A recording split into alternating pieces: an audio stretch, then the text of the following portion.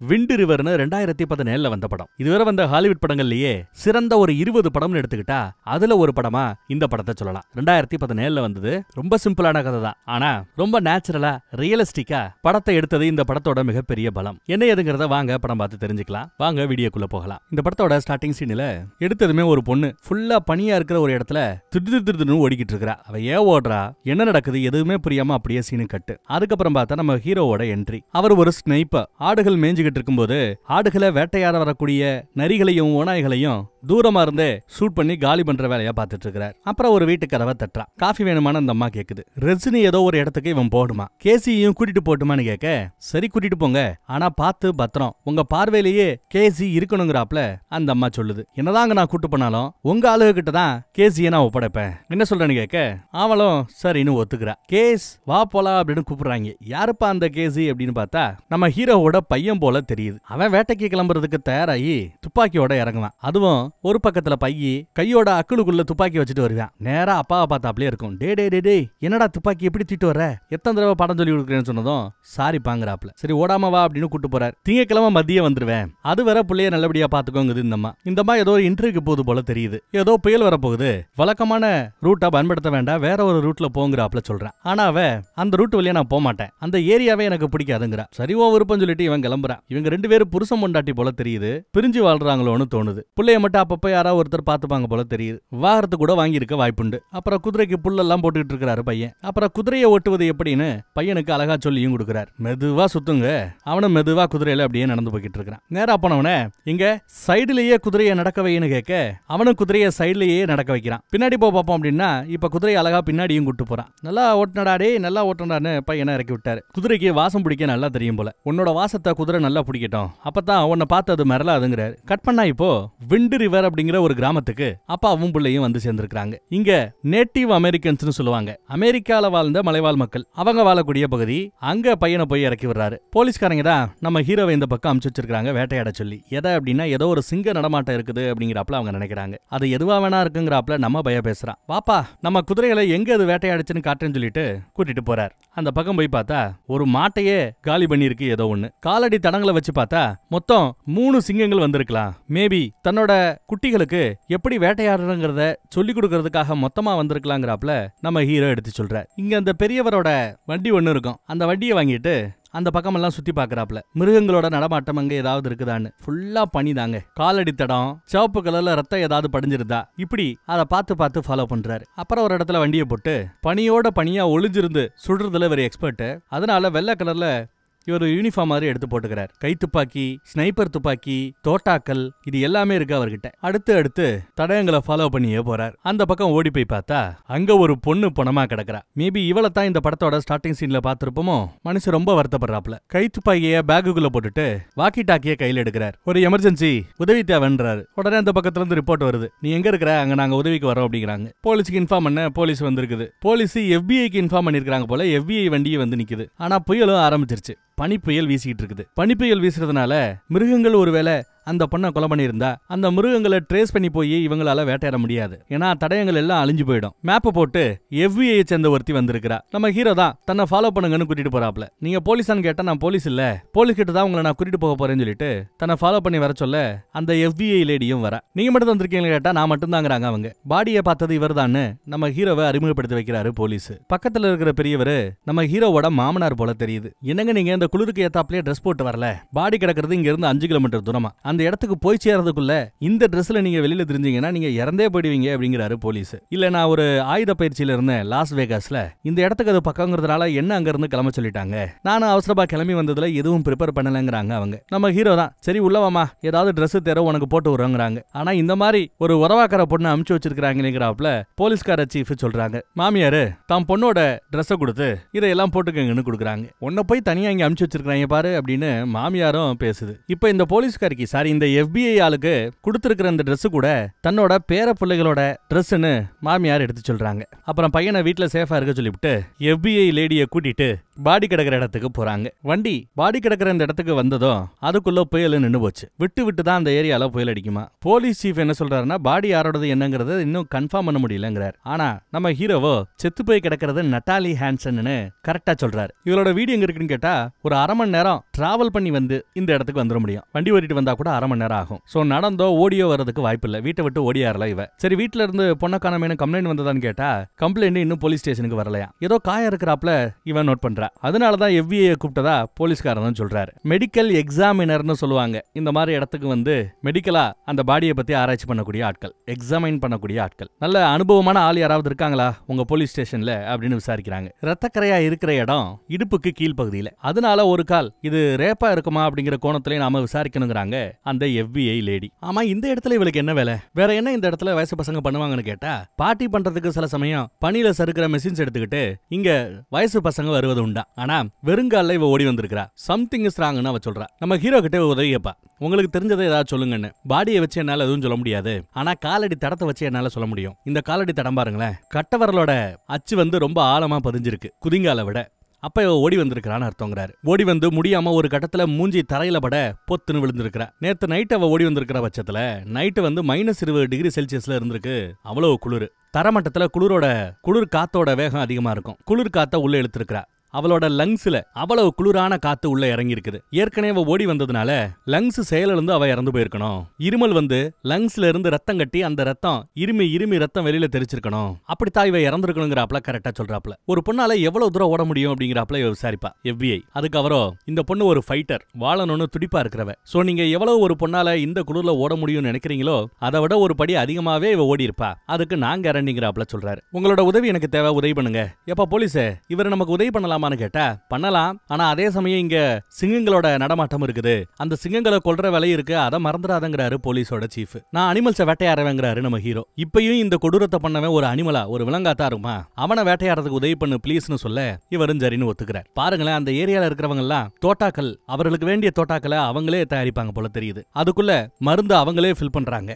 எடை போட்டு கரெக்டா எல்லாத்தையுமே ரெடியா வைக்கிறாங்க. அப்ப அந்த பையன் வந்து என் அக்கா செத்தாப்புலதான் அந்த பொண்ணு இறந்து போய் கிடக்குறாளா அப்படின்னு விசாரிக்கிறான். உன்னோட அக்கா குளிர்ல தானே இறந்து போனா அப்படிங்கிறாரு நம்ம ஹீரோ. அப்ப இவங்க அப்படின்னு கேட்க இவளும் குளிர்ல தான் இறந்து போயிருக்கிறா. ஒரு வகையில நீ சொல்றது சரிதான் அப்படிங்கிறாப்ல பையனை ஏதோ சொல்லி சமாளிக்கிறார். ஒருவேளை நம்ம ஹீரோவோட மூத்த பொண்ணு அவ இறந்து போயிருப்பாளோன்னு தோணுது. அவ இறப்புக்கு பிறகுதான் புருஷனும் பொண்டாட்டியும் பிரிஞ்சிருப்பாங்களோன்னு தோணுது. அந்த பக்கம் பிரேத பரிசோதனை நடக்கிற இடத்துக்கு FBIயும் போலீஸும் வராங்க. டாக்டர் கிட்ட எப்படி இந்த சாவு நடந்ததுன்னு விசாரிச்சா லங்ஸ் நுரையீரல்ல குளிரான காத்து உள்ள போய் நுரையீரலையே உரைய செஞ்சு இருமல் வந்து ரத்தம் கக்கி இவ செத்துருக்கணுங்கிறத சொல்றார். ஆனா ரேப் நடக்க பாசிபிள் உண்டான்னு கேட்க ஆமா நிறைய காயங்கள் அங்க இருக்குது. ஒருத்தன் பல தடவை ரேப் பண்ணிருக்கலாம், இல்ல பலர் சேர்ந்து கூட இவளை சீரழிச்சிருக்கலாங்கிறாப்ல டாக்டர் எடுத்து சொல்றார். ஆனா இறப்பின் காரணமா என்ன நீங்க டெத் சர்டிபிகேட்ல எழுத போறீங்கன்னு கேட்டா நுரையீரல் பஸ்ட் ஆகி அவர் இறந்து போனதா தான் எழுத போறாராம். ஏன்னா அதுதான் நிஜம். ஆனா அப்படி நீங்க எழுதுனீங்கன்னா பிரச்சனை. யாரோ ஒருத்தர் நுரையீரல பிரச்சனை வந்து இறந்து போயிட்டாங்கன்னா அது கொலையாகாது. அது ஒரு கொலைகேசன் ஆகாத பட்சத்துல FBI டீம் அனுப்ப மாட்டாங்க.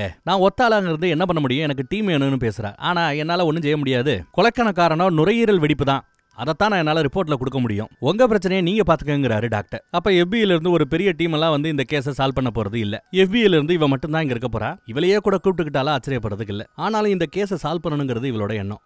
இது ரேப் அப்படின்னா ரேப் பண்ணவங்களோட DNA கிடைக்குமே அப்படின்னு நீங்க யோசிக்கலாம். ஆனா அதையெல்லாம் இந்த டாக்டரால செக் பண்ண முடியாது. அதை சிட்டியில் இருக்கிற ஒரு லேபுக்கு அமைச்சிருக்காங்களாம். ரேப் பண்ணவங்களோட DNA கண்டுபிடிச்சு சொல்றதுக்கு கிட்டத்தட்ட 14 நாள் ஆகுமா. அடுத்து போலீஸ் அந்த பொண்ணோட இறந்து போன அந்த பொண்ணோட வீட்டுக்கு போகுது. அந்த பொண்ணு 18 வயசாயிடுச்சு.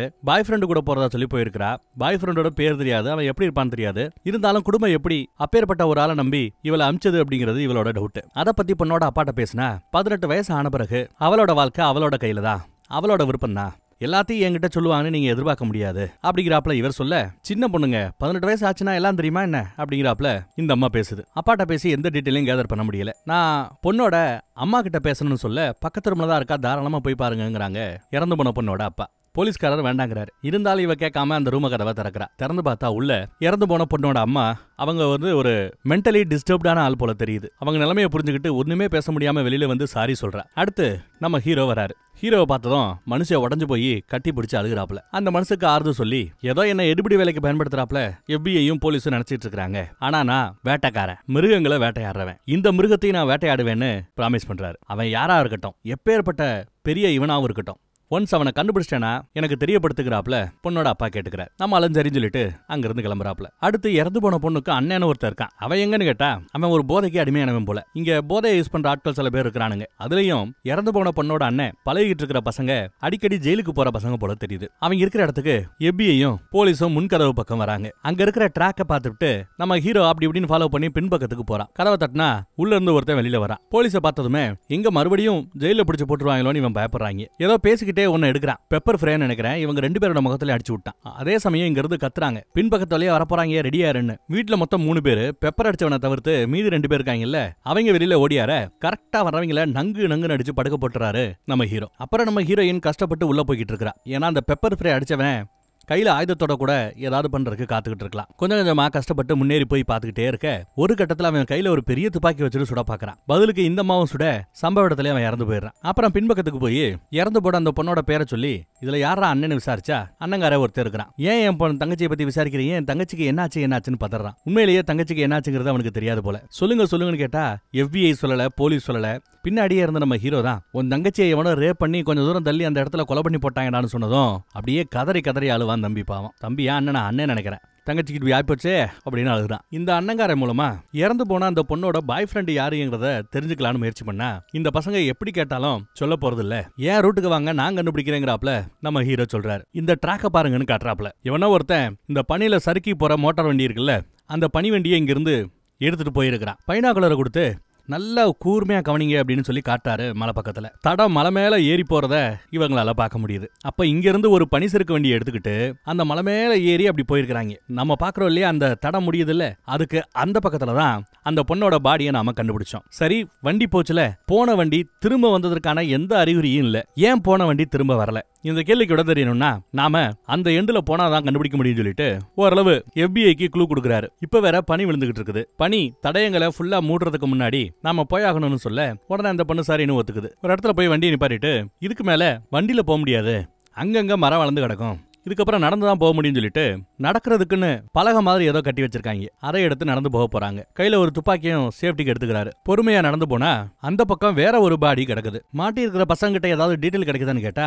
போலீஸ் என்ன விசாரிச்சாலும் அவங்க சொல்ல மாட்டேங்கிறாங்க. சொல்ல போனா அவங்க ஜெயிலுக்கு போறதுக்கு ரொம்ப ஆர்வமா இருக்கிறாங்களா. 3 வேளை சோறு, பாக்குறதுக்கு டிவி, போத்திக்கிறதுக்கு போர்வை, அப்பப்ப அதையும் துவச்சு போட்டு நீட்டா கொடுத்துடுறோம். இங்க வாழ்றதை விட ஜெயில வாழ்றது ரொம்ப சௌகரியமா அவங்க ஃபீல் பண்ணுவாங்களாம். அதனால அவங்க கிட்ட இருந்து எந்த உண்மையும் கறக்க முடியலங்கிறாரு போலீஸோட சீஃப். நான் வேணா அவங்க கிட்ட பேசி பார்க்கட்டுமா? ஏன்னா அவங்க நடக்க தெரிஞ்ச அந்த வயசுல இருந்தே நான் அவங்கள பாத்துக்கிட்டு இருக்கிறேன். என்கிட்ட அவங்க ஏதாவது சொல்ல வாய்ப்பு இருக்குங்கிறாப்ல. சொல்ல FBI லேடி முடியாதுங்கிறா. ஏன்னா அவங்க உங்ககிட்ட ஏதாவது சொல்லி ஒரு கைதி கிட்ட இந்த மாதிரி முன்ன பண்ண தெரியாத ஒரு ஆளை விசாரிக்க விட்டோம்னா சட்டப்படி அது தப்பு. இருந்தாலும் நீ விசாரிச்சு ஏதாவது தெரிஞ்சுக்கிட்டாலும் அதை நாங்க கோர்ட்ல பயன்படுத்த முடியாது. ஏன்னா சட்டத்துக்கு புறம்பா வந்த ஆதாரங்கள் அது. நீ கொடுக்குற எதுவா இருந்தாலும் சட்டத்துக்கு புறம்பா தான் வந்து நிற்கும். அதனால அதுக்கு அலோவ் பண்ண முடியாதுங்கிறாங்க FBI லேடி. ஆனா போலீஸ் கிட்ட என்ன பாரு கேட்க நான் பேச ஏற்பாடு பண்றேங்கிறாரு அவரு. இறந்து போன அந்த பொண்ணோட அண்ணன் கிட்ட தான் வந்து பேசுறாப்ல. விசாரிக்க முயற்சி பண்ணா அந்த பைய நீ உன் பொண்ணையே காப்பாத்தல அப்படின்னு ஃப்ளோல வார்த்தையை விட்டுருவான். காண்டானவரு அப்படியே முட்டை வைக்கிறாரு. தள்ளி உக்காரான்னு அவரு வண்டியில ஏறி உட்காந்துக்கிட்டு முறைக்கிறாப்ல. உனக்கு இங்க இருந்து வெளியில போறதுக்கான எல்லா வாய்ப்புகளும் இருந்தது. ராணுவத்துல உனக்கு வேலை தெரியவா இருந்தது. இன்னொரு காலேஜ் போய் படிக்கிறாஇருந்தாலும் அதற்கும் இடஒதுக்கீடோட உனக்கு எல்லா வாய்ப்புகளும் இருந்தது. ஆனா அது எல்லாத்தையும் விட்டுவிட்டு இவங்களோட டெய்லி சரக்கு அடிச்சுட்டு உட்காந்து கிடந்த உன் வாழ்க்கையை நீ தாண்டா கெடுத்துக்கிட்ட, போடா டே அப்படின்னு சொல்லிட்டு இறங்குவார். அப்பதான் இவன் எனக்கு அந்த பாய் ஃப்ரெண்டு தெரியும், என் தங்கச்சியோட பாய் ஃப்ரெண்டு கிட்டத்தட்ட உங்க வயசு இருக்குமா அவனுக்கு, அதனாலேயே இதெல்லாம் சரிப்பட்டு வராது, வேண்டான்னு நான் எவ்வளவோ சொன்னேன். ஆனா அவ கேட்கல. காதலுக்கு கண்ணில் இல்ல, கிட்டத்தட்ட அந்த மாதிரி என் தங்கச்சியோட காதல் அப்படிங்கிறாரு. அவன் செக்யூரிட்டி கார்டா ட்ரில்லிங் சைட்ஸ் 2-3 சைட்ஸ் இருக்குது போல, அதுல ஒரு சைட்ல செக்யூரிட்டி கார்டா வேலை பார்க்கறதா எடுத்து சொல்றாப்ல. அந்த பாய் ஃப்ரெண்டோட பேர் தெரியுமான்னு கேட்டா ஏதோ மேட்னு வருமா பேரு. தான் கண்டுபிடிச்ச விஷயத்தை போலீஸ் கிட்டையும் FBI கிட்டையும் சொல்லிட்டு போவான். நான் வீட்டுக்கு போறேன்னு கிளம்பிட்டான். தான் மனைவியை தான் பார்க்க வரான். பொண்டாட்டி கதவை திறந்து எப்படி போகுது என்னன்னு விசாரிக்குது. கேள்விப்பட்டேன் போலீஸ் கூட FBI கூடயே திரியாமே, நீ போலீஸ் இல்ல ஞாபகம் இருக்கட்டும்னு ஞாபகப்படுத்துறா. இந்த தடவை நான் கண்டிப்பா தப்பு பண்ணது யாருங்கிறத கண்டுபிடிச்சிருவேன்னு சொல்ல இது எனக்கு தேவையில்லாத விஷயம் சொல்லிட்டு அந்த அம்மா கதவை சாத்துது. அப்படி என்ன இவங்களுக்குள்ள பிரச்சனைங்கிறது அடுத்த சீன்ல நமக்கு தெரிய வரும். அப்புறம் இவன் தன்னோட வீட்டுக்கு வருவான். பார்த்தா வீட்டுக்கு இருக்க நம்ம போலீஸ் இல்ல நம்ம FBI காத்துக்கிட்டு இருக்கா. இவங்க மலை மேல ஏறி போகும்போது 2வதா ஒரு பாடி கண்டுபிடிச்சாங்கல்ல, அந்த பாடிக்கு சொந்தக்காரனோட பேரு மேட். ட்ரில்லிங் ஸ்டேஷன்ல செக்யூரிட்டியா வேலை பார்க்கறது அவன் தானா. அவனும் செத்து போய் மலை உச்சியில பாடியா கிடைச்சிருக்கான். அவனோட ஃபிங்கர் பிரிண்ட் டேட்டா பேஸ்ல இருக்குது போல. சின்ன சின்ன தப்புகளுக்காக ஜெயிலுக்கு போயிட்டு வந்திருக்கான் போல. சோ பாடியோட ஃபிங்கர் பிரிண்ட் எடுத்து ரொம்ப ஈஸியா கம்பேர் பண்ணி கண்டுபிடிச்சிட்டாங்க. சோ இவங்களோட லீடு, இவங்களோட விசாரணை கடைசியில ஒரு முட்டுச்சந்தில போய் தான் முடியுது. ஏன்னா அந்த பாய் ஃப்ரெண்டு மேட்டர் வரைக்கும் இவங்களுக்கு தெரிஞ்சிருந்தது. ஆனா அந்த பாய் ஃப்ரெண்டே செத்து பணமா கிடந்திருக்கான். இனி அடுத்து என்ன பண்ணணும்னு தெரியாம 2 பேருக்குமே குழப்பம். அதை சொல்லத்தான் இவங்க வந்திருக்காங்க போல தெரியுது. வீட்டுக்கு வந்து பார்க்கும்போது நிறைய போட்டோஸ் இருக்கும். நம்ம ஹீரோவோட குழந்தையுடைய போட்டோவும் இருக்கும். குழந்தைய பத்தி விசாரிக்க 3 வருஷத்துக்கு முன்னாடி தான் பொண்ணு இறந்து போயிட்டு தான் எடுத்து சொல்றாரு. எப்படி அப்படின்னு அவங்க கேட்க வருவாங்க. அதான் எனக்கும் தெரியலங்கிறாரு.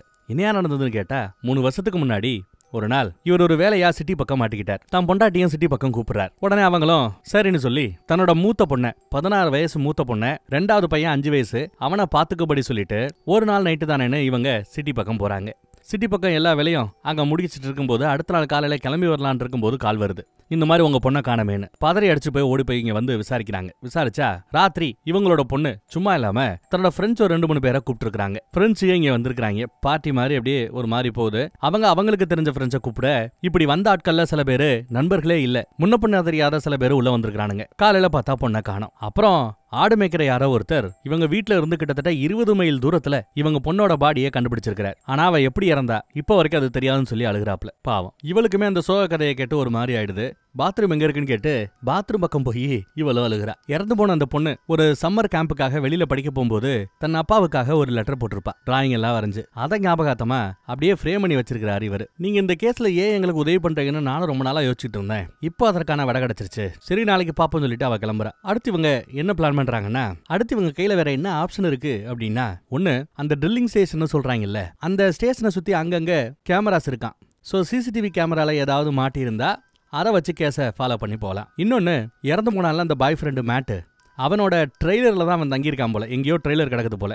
அந்த ட்ரெய்லர்ல போய் நாம என்ன ஏதுன்னு செக் பண்ணி பார்க்கும்போது ஏதாவது தடயம் கிடைக்க வாய்ப்பு இருக்குது. இதுதான் அவங்களோட பிளான். ஆனா இதுக்கெல்லாம் வாரண்ட் இருக்கா அப்படின்னு கேட்டா திருதுப்புன்னு போய் சோதனை பண்றதுக்கு தான் வாரண்ட். நான் நல்லபடியா அவங்க கிட்ட வேண்டி கேட்டுக்கத்தான் போறேன். அதுக்கெல்லாம் வாரண்ட் தேவையில்லைங்கிறாப்ல FBI பேசுறா. விருப்பப்பட்டா பதில் சொல்லலாம், விருப்பப்பட்டா உள்ள லவ் பண்ணலாம், இல்ல போய் வாரண்ட் வாங்கிட்டு வாங்கடான்னு சம்பந்தப்பட்டவங்க இவங்களை வெளியில அனுப்புறதுக்கும் வாய்ப்பு இருக்குது. ரோட்ல கார்ல இவங்க அப்படியே ரொம்ப தூரம் பயணப்பட்டு போறாங்க. ரோடு ஒரு ஸ்டேஜ் வரைக்கும் ஹெல்ப்ஃபுல்லா இருக்கும். அப்புறம் ஒரு இடத்துல நம்ம ஹீரோ இறங்கிட்டு அந்த பனி வண்டியில போய்கிட்டு இருக்காரு. போலீஸுகளும் ஆளுக்கு ஒரு வண்டியில அவங்களும் அந்த ஏரியாவை சுத்தி பாக்குறாங்க. ட்ரில்லிங் ஸ்டேஷன்னா ஓட்ட போட்டு பூமிக்கடியில் இருக்கிற ஆயில் எடுக்கிற ஸ்டேஷன்ஸ்னு அர்த்தம். அந்த ட்ரில்லிங் ஏரியா பக்கம் அவங்க வந்து விசாரிக்க வந்தா அங்க ஒருத்தன் என்ன எல்லாம் படையோட வந்திருக்கீங்க அப்படின்னு விசாரிக்கிறான். மேட்ன்ற பையில தெரியுமான்னு கேட்டா தெரியுமே, 3 நாளைக்கு முன்னாடி தான் கேர்ள் ஃப்ரெண்டு கூட அவனுக்கு சண்டையில கேர்ள் ஃப்ரெண்டு விட்டுட்டு போயிட்டா. பின்னாடியே இவனும் இருமான்னு வெட்டிக்கிட்டே போனான். அதன் பிறகு அவன் நாங்க பார்க்கவே இல்லை. 3 நாள் ஆயிப்போச்சு. போலீஸுக்கு போமா இல்ல அவனை வேலையை விட்டு தூக்கி டெர்மினேஷன் லெட்டரை யாரு கொடுக்கறது தெரியாம குழம்பிக்கிட்டு இருந்தோன்னு ஒருத்தன் சொல்றான். இன்னொருத்தன் அதே சமயம் அந்த பக்கம் வந்துட்டு என்ன எல்லாரும் வந்திருக்கீங்க அப்படின்னு விசாரிக்க வர்றார். ஆனா இவங்க 2 பேரோட முகத்தையும் பாருங்க. ஒருத்தவன் முகத்துல கீரல், இன்னொருத்தவன் முகத்துல பாத்தீங்கன்னா காயம். உங்களுக்கு எப்படா காயம் வந்துச்சுன்னு நம்ம FBI லேடி விசாரிக்கிறா. அவங்க என்ன சொல்றாங்கன்னா பனி வண்டியில அவங்க இந்த ட்ரில்லிங் ஏரியாவை சுத்தி செக்யூரிட்டி வேலை பார்க்கணுமா. அப்போ ஏதாவது வேகமா போகும்போது மரத்துல இருக்கிற கிளையில கீரல் விழுந்துச்சுன்னா எங்களுக்கு இந்த மாதிரி அடிபடுங்கிறாங்க. இந்த மாதிரி ட்ரில்லிங் கம்பெனிகளுக்கு செக்யூரிட்டியா இருக்கிறதே ஒரு 4 பேர் இருக்கிறானுங்க. மேட்டு தங்கி இருக்கிற அந்த ட்ரெய்லரை பத்தி நாங்க தெரிஞ்சுக்கணும்னு கேட்க வாங்க நாங்க கூட்டிட்டு போய் காட்டுறோம்னு சொல்லிட்டு செக்யூரிட்டியும் கூட்டு போய் காட்டுறாங்க. நம்ம ஹீரோ ஒரு வழியா ஒரு குகையை கண்டுபிடிக்கிறார். அந்த குகைக்குள்ள சிங்கக்குட்டிகள் கொஞ்சம் கிடக்கும். ஒரு பெரிய சிங்கம் செத்து போய் எங்க கிடக்கும். பக்கத்திலேயே ஒரு வண்டி போன பாதையும் இருக்குது. அந்த பாதை அந்த தடம் எது வரைக்கும் போகுதுன்னா அங்கங்க இந்த ட்ரில்லிங் ஏரியா இருக்குல்ல, எண்ணெய் எடுக்கிறதுக்காக ட்ரில் பண்ணுவாங்கல்ல, அந்த ட்ரில்லிங் ஸ்டேஷன்ஸை தாண்டி அந்த தடம் போய்கிட்டு இருக்குது. நல்லா ரொம்ப தூரத்துல பைனாகுலர்ல பார்த்தா நம்ம போலீஸ்காரங்க அங்கதான் விசாரணை பண்ணவும் வந்திருக்காங்க. பேசிட்டே போய்கிட்டு இருக்கும்போது ஆமா அந்த மேட்டி எங்கன்னு செக்யூரிட்டி லீடர் ஒருத்தர் விசாரிப்பார். செக்யூரிட்டி கேங்ல அந்த மேட்டை காணோம்னு கேர்ள் ஃப்ரெண்டு ஒரு FIR ஃபைல் பண்ணிருக்கா. அதனால தான் விசாரிக்க வந்திருக்கிறோம்னு நம்ம FBI போய் சொல்லுவா. அப்ப அவன் என்னங்க இப்படி சொல்றீங்க, ரேடியோல அந்த பொண்ணு இறந்துட்டதால செய்தி சொன்னாங்க அப்படின்னு சொல்ல நம்ம ஹீரோயினங்க நான் அந்த பொண்ணோட பேரே சொல்லல, அப்புறம் எப்படி அந்த பொண்ணை தான் ரேடியோல சொன்னாங்க, அந்த பொண்ணு தான் இறந்தாங்கிறது உங்களுக்கு எப்படி தெரிய வரும்னு கேட்க போலீஸ்காரங்களுக்கு ஒருவேளை இவங்க மேல சந்தேகம் வருது, இவங்க ஏதாவது பண்ணிருப்பாங்களோன்னு. உடனே போலீஸ்காரங்க துப்பாக்கியை தூக்க அவங்களும் செக்யூரிட்டிஸ் அவங்க கிட்டயும் துப்பாக்கி இருக்கும், அவங்களும் துப்பாக்கியை தூக்குறாங்க. இந்த ஏரியா FBIயோட கண்ட்ரோலுக்கு கீழே வருமா. போலீஸுக்கு இங்க விசாரிக்க வரதுக்கு உரிமையே கிடையாது. அதை தாண்டி நீங்க எப்படி விசாரிக்க வரலாம் அப்படின்னு அவங்க கத்துறானுங்க. ஒரு மாதிரி பரபரப்பான சூழல் ஏற்படுது. அப்போ நம்ம FBI லேடி மட்டும் இங்க பாருங்க, FBI கவரேஜ் ஏரியாக்குள்ள இந்த லேண்ட் வருது. FBIல இருந்து வந்த ஒரே லேடி நான் தான். எனக்கு மட்டும் தான் இங்க விசாரணை பண்ண அதிகாரம் உண்டு. சோ செக்யூரிட்டியா இருக்கட்டும் போலீஸா இருக்கட்டும் எல்லா பேருமே துப்பாக்கியை உள்ள வைங்க, நான் துப்பாக்கியை உள்ள வைக்கிறேன்னு அவ பொறுமையா துப்பாக்கியை உள்ள வைக்கிறா. உடனே செக்யூரிட்டி லீடர் எல்லாரையுமே துப்பாக்கியை கீழே இறக்க சொல்ல எல்லாரும் துப்பாக்கியை கீழே இறக்கிட்டாங்க. ஒரு போலீஸ்காரன் துப்பாக்கி இறக்கிறது பண்றதுக்கே பயப்படுவான். துப்பாக்கியை இறக்கடான்னு சத்தம் போடுறாங்க. இல்லன்னா நான் உன்னை அரெஸ்ட் பண்ண வேண்டிய வருதுன்னு சொல்ல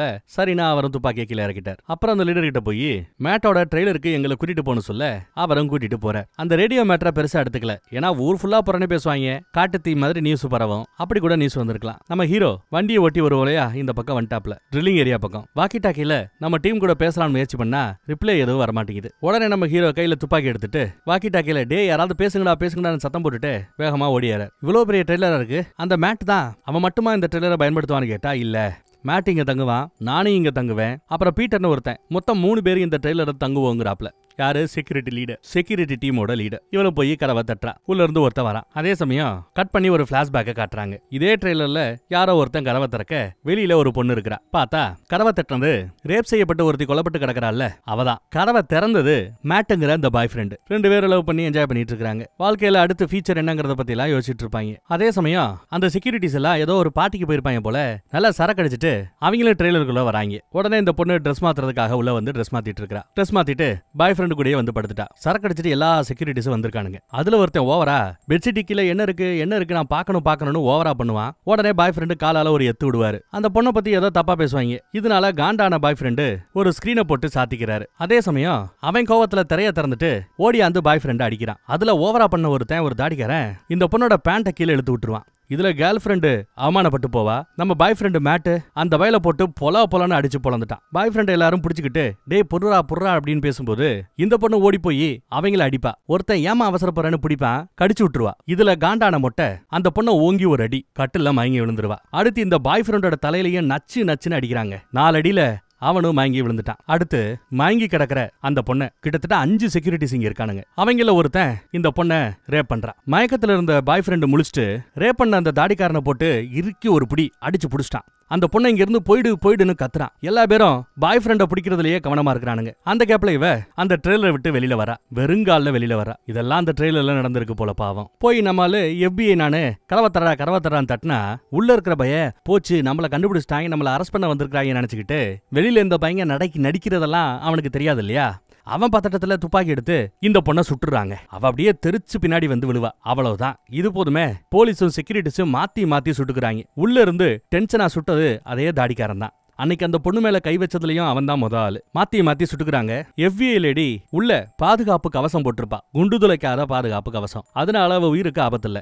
உள்ள இருந்து சுட்டான்ல அவன் கையில குண்டடி பட்டுருச்சு. இவ சுதாரிச்சவ செக்யூரிட்டி ஒருத்தவனோட காலையே அடின்னு சுடுவா. கீழே விழுந்தவன் சும்மா இருக்கானா, அப்பையும் இந்த பொண்ணை சுட பாக்க தலையிலேயே சுடுறா. அடுத்து ட்ரெய்லருக்குள்ள இருக்கிறவன் AK-47 கையில எடுத்து கண்ணா பின்னான்னு போலீஸுகளை சுட்டு தள்ளிடுறாங்க. கடைசியா போலீஸ் சீஃப் விழுந்துறாரு. ஒரு போலீஸ் அந்த நிலைமையிலையும் துப்பாக்கியில தோட்டாவை லோடு பண்ணணும். அந்த பக்கம் செக்யூரிட்டி ஒருத்தவ லோடு பண்ணணும். 2 பேருமே லோட மாத்தி பண்ணிட்டானுங்க. ஆனா லோட முந்தி லோடு பண்ணவன் செக்யூரிட்டி அந்த போலீஸை சுட்டு கொண்டுட்டா. அப்புறம் இன்னொரு போலீஸையும் சுட்டு கொண்டுறாங்க. நம்ம செக்யூரிட்டி லேடி கிட்ட இருந்த துப்பாக்கியை புடிங்கிறானுங்க. இந்த FBI லேடிய அவன் சுட பாக்குற சமயம் எங்க இருந்தோ நம்ம ஹீரோ ஸ்னைப்பர் ஷாட் அடிக்கிறான். அந்த செக்யூரிட்டி அவுட். அடுத்த 2 செக்யூரிட்டிஸையும் கரெக்டா நெஞ்சிலேயே குறிபாத்து அடிக்கிறான். அடுத்த 2 செக்யூரிட்டிஸ் அவுட். சோ 3 செக்யூரிட்டிஸ் செத்து போயிட்டானுங்க. அடுத்து ட்ரெய்லருக்குள்ள இருந்து ஒருத்தன் AK-47 வச்சு சுட பாப்பான். அவனையும் சுட்டு தள்ளிறாரு நம்ம ஹீரோ. மிச்சம் இருக்கிறது ஒரு தாடிக்காரன். அவன் ட்ரெய்லர்ல இருந்த கண்ணாடியை உடைச்சு பின்பக்கமா எகிரி குதிச்சு ஓடுறான். கீழே ஆல்ரெடி நம்ம ஹீரோயின் இருக்காங்கல்ல, அவன் அந்த பயல முதுகுலையே சுட்டு தள்ளுறான். அவனும் ஆர்மர் போட்டிருக்கான் போல, குண்டு துளைக்காத ஆர்மர். அதனால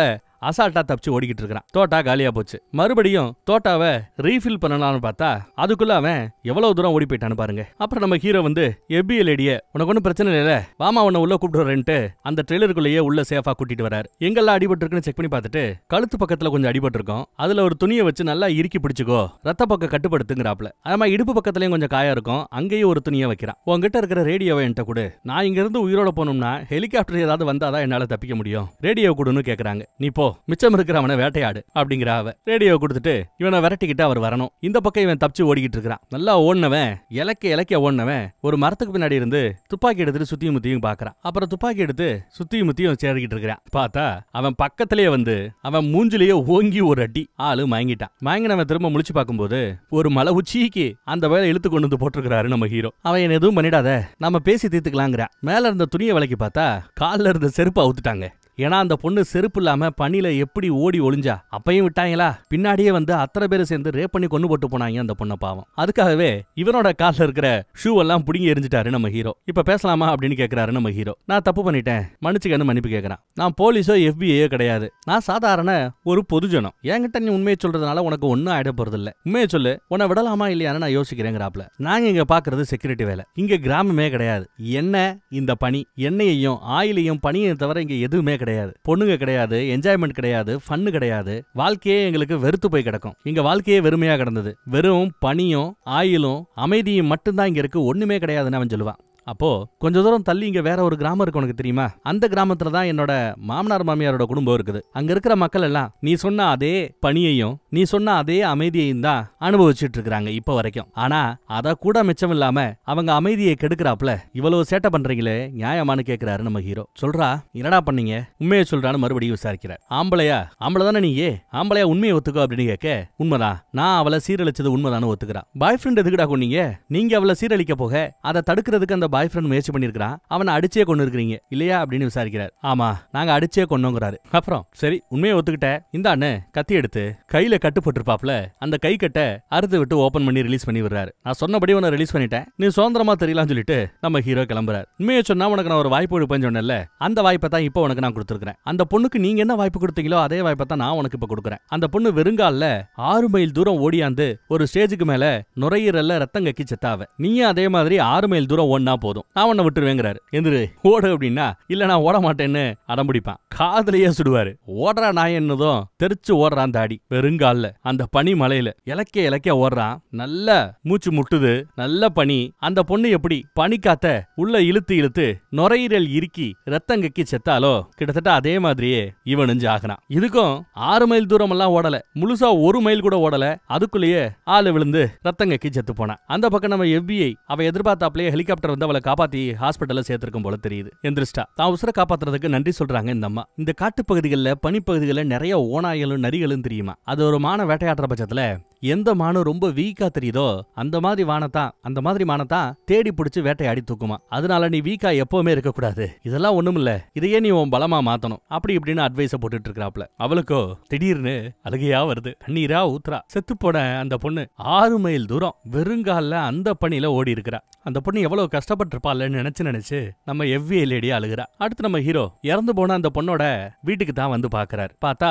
பொண்ணோட அம்மா மட்டும் படுக்கையில படுத்து கிடக்குறாங்க. போர்வை கூட சரியா பொத்தல. போர்வைய புத்தி விட்டுட்டு பொண்ணோட அப்பா எங்கன்னு பாக்குறாரு. பொண்ணோட அப்பா வத்தேன்னா அவரு வீட்டோட கொலப்புறத்து பக்கம் இருப்பாப்ல. இந்த பொண்ணுக்கு நியாயம் வாங்கி கொடுத்ததன் மூலமா தம் பொண்ணுக்கு நியாயம் கிடைச்சாப்ல இவருக்கு ஒரு திருப்தி. அப்பதான் வெளியில அப்பா உட்கார்ந்து இருக்கிறத கவனிச்சு அவரை பாக்குறதுக்காக வராப்ல. பக்கத்துல இவர் வந்து உட்காந்துக்கிறார். மூஞ்சில இந்த ப்ளூ கலர்ல வெள்ளை கலர்ல ஏதோ பண்ணி வச்சிருக்கார். எதுக்கு இது அப்படின்னு கேட்டா, இதுதான் இறப்போட முகம் அப்படிங்கிறாரு அவரு. நேட்டிவ் அமெரிக்கன்ஸ் பண்ற அந்த இறப்பு சடங்கை பத்தி எல்லாம் உனக்கு தெரியுமான்னு விசாரிப்பாப்ல. எனக்கு தெரியாது, ஏன்னா சொல்லிக் கொடுக்க வேண்டியவங்க எல்லாம் சொல்லிக் கொடுக்கறதுக்கு முன்னாடியே முன்னோர்கள் இறந்து போயிட்டதா அப்பா எடுத்து சொல்லுவார். தான் பையன் போலீஸ் ஸ்டேஷன்ல இருந்து கால் பண்ணிருப்பான் போல. தான் கூட பையன் பேசி கிட்டத்தட்ட 1 வருஷம் ஆச்சான். 1 வருஷத்துக்கு பிறகு இப்பதான் போன் பண்ணி என்கிட்ட பேசினா, அவனை அடுத்து பிக்கப் பண்றதுக்கு நான் போகணும், வீட்டுல வச்சு அவனை திருத்தணுங்கிறாப்ல எடுத்து சொல்லிட்டு இருக்கிறார். அப்புறம் நடந்ததை நான் கேள்விப்பட்டேன், ஒருத்தரையும் நீ மிச்ச வைக்கல அப்படின்னு கேட்டா, ஒருத்தரையும் நான் மிச்ச வைக்கலன்னு நம்ம ஹீரோ சொல்லுவாப்ல. உங்க பொண்ணை எப்படி வெறுங்கால ஓட விட்டானுங்களோ அதே மாதிரி வெறுங்கால ஓட விட்டு அவனை கொன்னதா எடுத்து சொல்றாரு. பையன்கிட்ட கொஞ்சம் பாசமா நடந்துக்க, ரொம்ப கண்டிப்பா நடந்துகிட்டா பசங்களுக்கு பிடிக்க மாட்டேங்குது என்ன அப்படின்னு சொல்ல, புரியுது, நான் போய் என் பிள்ளைய நான் பிக்கப் பண்றேன் அப்படிங்கிறாரு அப்பா. ஆனாலும் அதுக்கு முன்னாடி கொஞ்ச நேரம் இப்படி உட்காந்து இறந்து போன என் பொண்ணுக்காக நான் அஞ்சலி செலுத்தணும், என் கூட உட்கார்ந்து இருப்பியான்னு கேட்க, நம்ம ஹீரோவும் தாராளமா உங்களுக்காக உட்கார்றேன்னு அங்கேயே உட்கார்ந்து இருக்கிறார். இறந்து போன தன் வீட்டு பெண் பிள்ளைகளை நினைச்சு 2 பேரும் வருத்தப்பட்டுக்கிட்டு இருக்காங்க. இந்த காணாமல் போனவர்களை பற்றிய அறிவிப்பு, காணாமல் போனவர்கள் பற்றிய டேட்டா பேஸ்னு ஒண்ணு எந்த ஒரு நாடா இருந்தாலும் எந்த ஒரு போலீஸ் ஸ்டேஷனா இருந்தாலும் மெயின்டைன் பண்ணும். ஆனா அமெரிக்கால இந்த நேட்டிவ் அமெரிக்கன்ஸ் சொல்றாங்க பாத்தீங்களா, மலைவாழ் மக்கள், இவங்க வீட்டுல இருக்கிற பெண் பிள்ளைகள் காணாம போனா அத காணாமல் போனவர்கள் பட்டியல்ல லிஸ்ட்லயே வைக்க மாட்டாங்களாம். அப்படி ஒரு டேட்டா பேஸே அவங்களுக்கு கிடையாதான். அப்ப எவ்வளவு பேரை தூக்கி கொண்டு போய் சீரழிச்சிருப்பாங்கன்னு பாருங்க. இப்போ வரைக்கும் இந்த மாதிரி பாதிக்கப்பட்ட நேட்டிவ் அமெரிக்க பெண்களோட எண்ணிக்கை எத்தனைன்னு கேட்டா யாருக்குமே தெரியாது. நல்லா இருந்ததுல. இது உண்மை கதையும் கூடயா. உண்மையான தகவல்களை மையமா வச்சுதான் இந்த படத்தை எடுத்திருக்காங்கிறது கூடுதல் செய்தி. இந்த மாதிரி ஒரு பொண்ணு நிஜத்திலேயே கஷ்டப்பட்டு இருக்கா, அவளுக்கு ஒருத்தர் நிஜமா ஒரு வேட்டைக்காரன் நியாயம் வாங்கி கொடுத்திருக்காங்கிறது திருப்தி. வேற ஒரு கதையில சந்திப்போம். தேங்க்யூ.